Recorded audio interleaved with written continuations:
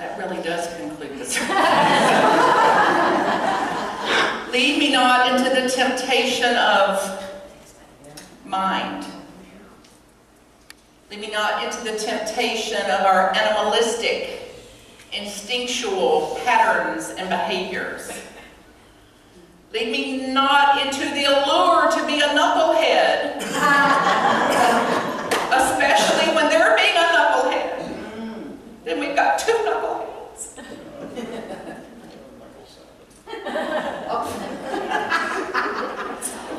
Let there be peace on earth, and let it begin with her. As soon as he says he's sorry, I'll think about it. So grit, the word for the day is grit. So let's look at some scenario situations and see which one leans toward grit. Let there be peace on earth, and let it begin with me. Let there be peace on earth, and I will as soon as they change.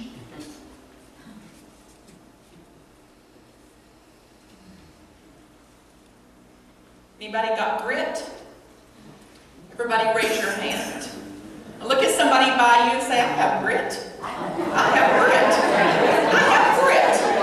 I absolutely have grit. It is inherent in me. Now look back at the same person and say, you've got grit too. You have grit too. There's no one minus any grit. Now let's see what how it's defined. What does grit mean? It depends on where you're from. Grit could be the girls raised in the South. Girls raised in the South. That's grit. That's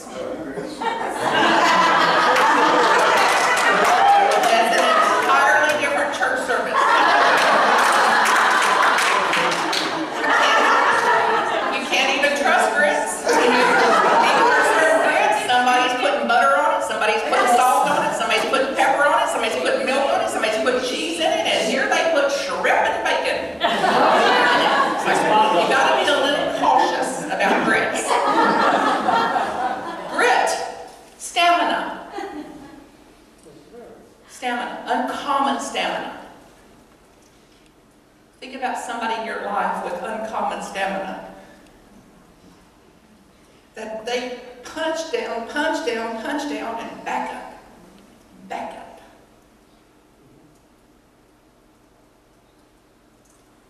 Major challenges, major obstacles. Back up, back up. Resilience. Resilience and values resilience. Ask the question, what would resilience do here? In this situation, if I was resilient, how would that look? What would a resilient me look like in the face of this situation? The face of this obstacle, the face of this challenge. Now this is then the bouncing back, so to speak. The bouncing back even when there's obstacles. Even when there's boogers. Even when there's challenges. It's not a life free of challenge. Anybody got one of those? I'm so eager to meet you. You'll likely ascend this afternoon, and we want to film it, of course.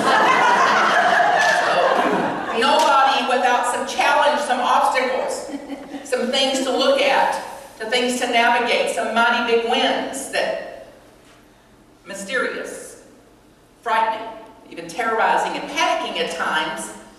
And then we have an innate, an inherent ability for this grit, this resilience, this faith in things that are not seen. That says, I'm going to test this out. I'm going to see what I can do. I'm going to see what's possible. So, oh no. No. I may be out for a minute or a month. But it will not. Nothing can take what is inherently mine. this resilience, this perseverance, this common, uncommon. Stay the course. Stay the course. What is possible? What can be done? And it will require some work, some spiritual practice. Have you noticed? It will require like some deepening to say, let me get on some solid ground here. Let me have a prayer that's pretty accessible. Let me do some mantra. Let me do some remembering. Let me look to the outer and see, how did they do that? They learn. You know, and it's in preparing for this, I ran across this psychologist evaluation of the difference between growth-minded people, growth-minded, and closed-minded. Stuck. So when closed-minded people, they refer to it actually as fixed, the fixed-minded, the fixed mindset. So how do people from a fixed mindset respond when the going gets tough? When they run up on a challenge, how do they react and respond?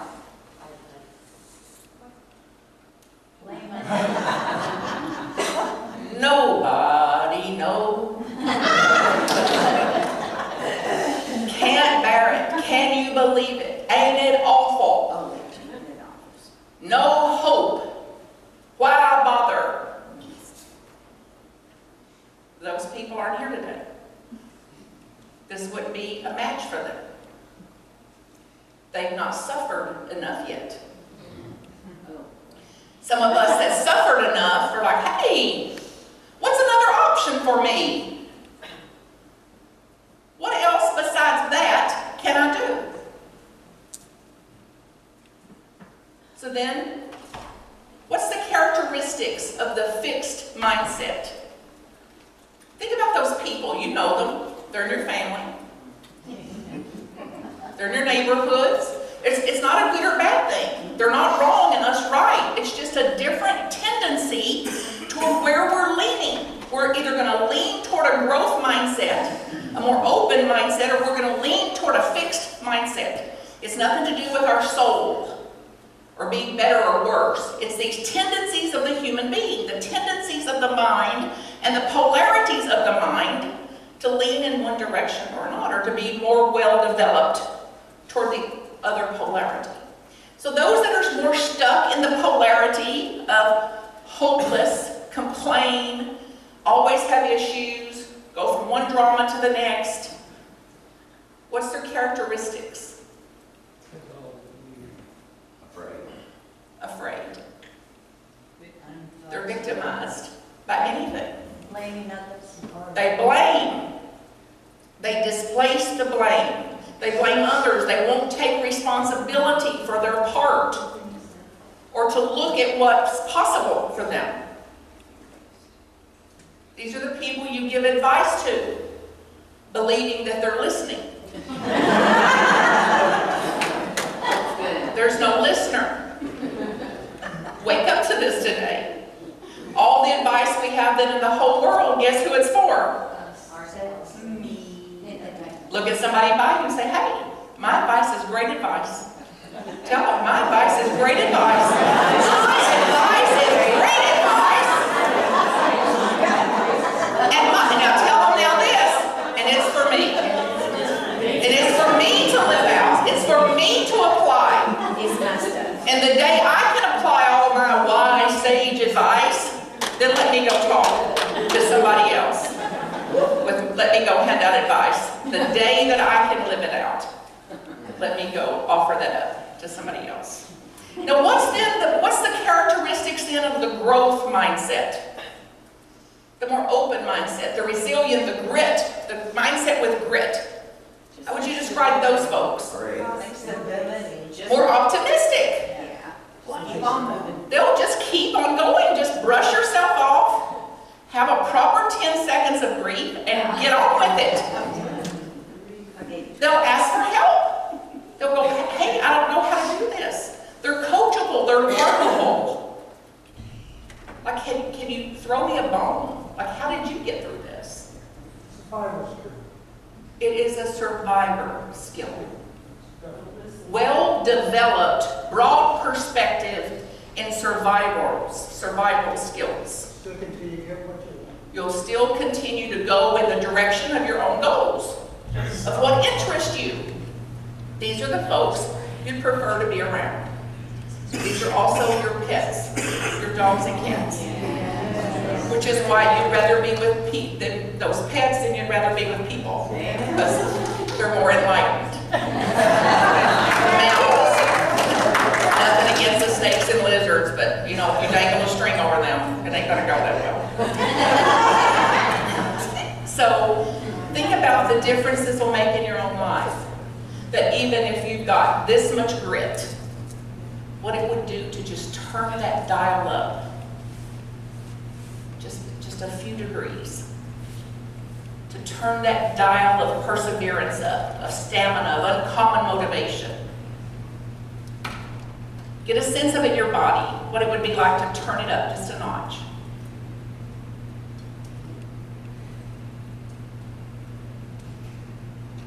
And how would it feel? How would it feel to live like that?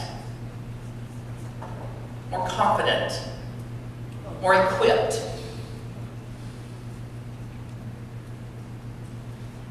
Answer it out loud. Yes. Reverend Roxanne just did the Wonder Woman pose. If you go home and start doing this, they'll think you're on a new medication. Or that you've been to one of those empowerment workshops. Or you could get institutionalized. So you want to be discretionary about where you take your poses. But get a sense of having that inner pose. Rooted. Unshakably, less shakably. So then even when the winds come. I don't know what I'm going to do, but I know what I'm not going to do. There's real power in that. There's real power in that. So when you came in today, you got a little card. It's got a personal message for you. You all got a different one. I'd like you to take a minute and just receive that message. If you didn't get one, raise your hand. Some saint angel will come running through the back door with them. Somebody read their card out loud. Peace or pain? You decide. Peace or pain? Who decides? Me. Peace or pain? Who's deciding? It's my decision. It is my decision. And it doesn't mean that when you have a flat tire in the middle of Tussle, Kentucky on a dead-end dirt road at midnight in the rain, that you may jump out and go, oh, goody, goody. Yeah, That would not be a sane response. However, if the mind didn't shut down and panic and get afraid, then you'd have some options for yourself in that situation that you wouldn't have otherwise. What are other messages you got? I am a solid foundation. Go first. I am a solid foundation. I am a solid foundation. I'm a solid foundation for myself, for those that come in the presence of me. A solid foundation for my workplace. I'm a solid foundation for family. I'm a solid foundation through the power of the Christ within that does the work of soliding that foundation. What was yours? I let nothing stop me. Say it again. I let nothing I let stop nothing stop me. yeah. Go Bob, go. Get a sense of that. I let nothing stop me. What if you could live that out? But this does not encourage us to stand at a brick wall and bang our head against it. Any of you been around that mulberry bush a time or two? Like if I just stand here and keep beating my head in a minute, that brick wall won't be a brick wall? Like, oh, I'm affirming. I'm affirming this brick wall won't be brick. Then life says, hey, it's brick. What's another option for me then? To get around it. To take another path. to go over, to have the good sense of something, to stop beating my head against this and wondering why I'm bleeding. Somebody's hand's up back here. You want to read? Pause, pray, proceed. The 3 P's. The 3 P's of power. Pause, pray or present yourself, and then proceed. Can I add one more? Yes. Perfect. Perfect. As perfect as it is, as it can be. Yours? Do you have your hand up? I may be the only church somebody ever attends. Oh. I may be the only church somebody ever attends. That's huge. Then what's going to be my message? So these are a gift to you. I'm delighted for you to have them. If it means something to you and you want to keep them, do. If not, just deposit them on the table back there and I'll take them down to the next ministry. I get to be in a different Unity ministry every single Sunday. It's the best life. The best life. That I get to spend my life in service to those who serve. So that's why I'm here today, and that's what I think about you. And I've been appointed here, and I'm here in joy and delight and in absolute certainty of your empowerment and of your possibility. So as I serve you knowing that you will serve too. That I can reach this much of the world, and then we can reach this much of the world, and I am committed to getting our teaching to the whole of the planet. This teaching to the whole of the planet. So I'm believing then that you are a co-inspirator. And if you want a deck of those cards, or the whole deck of them back there on the table, just get the deck and put $10 in the thing. I'll use that money, make some more, and take them to the next place. Now here's our closing quote from somebody you may have heard about, Myrtle Fillmore.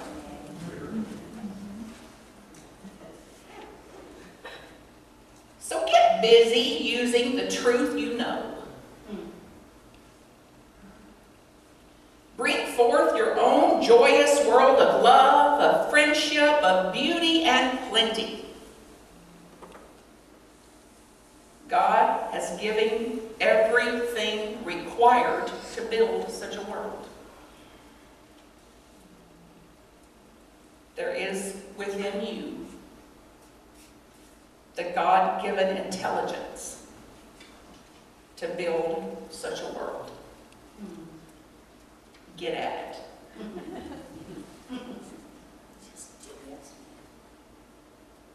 Love to you, and all blessings to you. Godspeed. And MarthaCreek.com. MarthaCreek.com is the way to get in touch with me. If I can serve you in any way. There's a list of workshops there that are open. There's a list of retreats and intensive weekends and free newsletters. Everything in the world that I've got is there available. And there's 70 free videos on YouTube. There's 100 podcasts. So if this teaching is resonant with you, use it. Listen. Keep the teaching close to you. And then find your own ways to move the teaching out into the world.